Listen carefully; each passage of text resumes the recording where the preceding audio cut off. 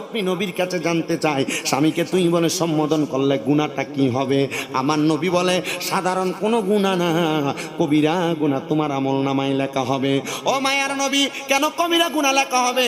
আমার নবী বলে তোমার স্বামী তোমার কাছে এমন একটা নিয়ামত। নবী গো কেমন নিয়ামত? আমার নবী বলে আল্লাহর পরে আমি নবী যদি কাউকে সেজদা করতে বলতাম, আর আমার আল্লাহ যদি কাউকে সেজদা করতে বলতো, একটা নারীকে বলতো তার স্বামীর পায়ে সেজদা করার জন্য, একটা নারীকে বলতো তার স্বামীর পায়ে সেজদা করার জন্য।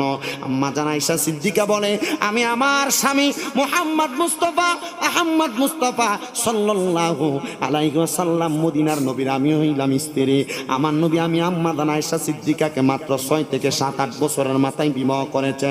কিন্তু আমার নবী রাহমাতুল লিল আলামিন নবী কোনোদিন আমি আয়েশা সিদ্দিকাকে একটু কটু কথা বলে নাই, একটু কঠিনভাবে কথা বলে নাই। কেন গো আম্মা জান আয়েশা?